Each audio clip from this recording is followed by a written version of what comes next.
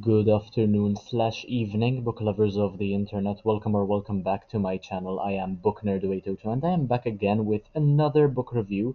Now, today I managed to finish reading Diary of a Wimpy Kid, The Ugly Truth as well by Jeff Kinney. I found some time to finish a bunch of books which I had very few pages left to complete, and it was a very productive day in that regard. Now, this one consists, of course, of about 217 pages, and towards the end, it has a bunch of pages devoted to a sneak peek of the do it yourself book as well. At least my edition does.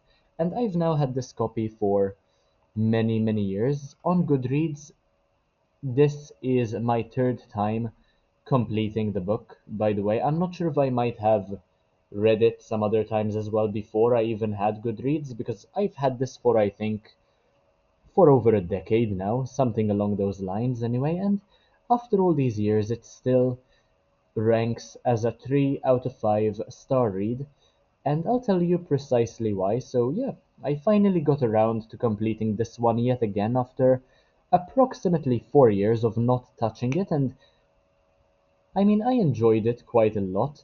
Um, and as you probably know, I am a big fan of Wimpy Kid. I've read all of the books in the series, many of them I've read multiple times, and as a matter of fact, it did get a couple of chuckles out of me, but the older I get, the more I realize how much of a creep Greg truly is, to the point where Wimpy does not suit him anymore, and calling him Wimpy just feels as though Jeff Kinney is being nice to one of the most problematic characters in history.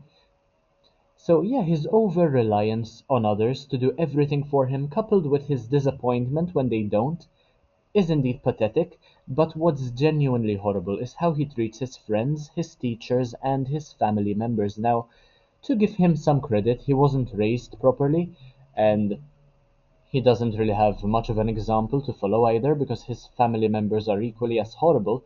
But yeah, Rowley is meant to be Greg's best friend, and Rowley's attitude towards Greg is completely justified in this volume, and in fact they hardly speak with each other because they had a big fight during the fourth volume, which I spoke about in my review of Dog Days, which was a couple of weeks ago, prior to teaching practice, I think.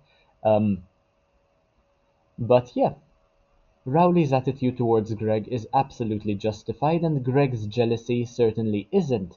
The lack of accountability is enough to drive anyone up a wall without turning into Spider-Man, and his genuine laziness is repulsive. And if I was a parent, I think, were I to be a parent, I would definitely discipline Greg raise Greg in much more of a different way, and I don't think I would have steered away from spanking and other measures to keep him in line and to teach him values.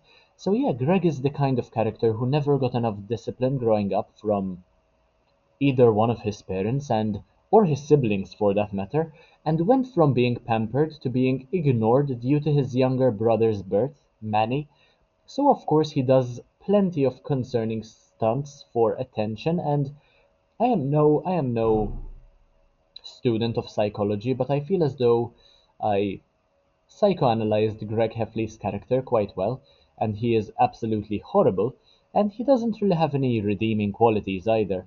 So in this volume, Greg's mum returns to school to complete her education or something along those lines, and Frank's incapability to take care of his own household is incredibly embarrassing, to the point where I don't even have to wonder whether Greg is his son or not, because Frank, the father, is equally as pathetic and embarrassing as his children. Greg also discloses that he does not at all look forward to growing up in this one, and I suppose his wish came true since he's been the same age for about 20 years now. He is still stuck in middle school for some reason. He also has absolutely no riz, and it's embarrassing to think about how little respect he shows others, considering that so many people try to give him a chance, but he spoils any opportunity of furthering a friendship with his personality. He destroys relationships prior to them sprouting because he fears rejection, which is honestly such a negative feedback loop. He thinks of himself as cunning and a genius, and a future celebrity, but he just comes across as a maniac, and life should not be taken that seriously at his age. But Greg makes it out to be the end of his world and the world in general whenever something does not go his way, which is very immature and also to be expected from a kid his age, I suppose. So yeah, 3 stars is definitely an appropriate rating for this volume, even after all these years. And I don't think I have anything more to say about the fifth book of the Wimpy Kid series, The Ugly Truth. Basically, the ugly truth is the fact that Greg will eventually have to grow up and face reality, no matter whether he likes it or not. He will have to leave his comfort zone and, yeah, face reality no matter what happens. And he is not doing a great job of becoming independent, but yeah, then again, he doesn't do that in any of the other volumes either, so I suppose I now know what to expect. Anyway, that is all I had to say with regard to Diary of a Wimpy Kid, The Ugly Truth by Jeff Kinney. If you enjoyed my video, make sure to leave a like, comment, share, subscribe. Take a look at the rest of my videos, my content, because why not? They are absolutely amazing. And I will see you in the next one, hopefully very, very soon.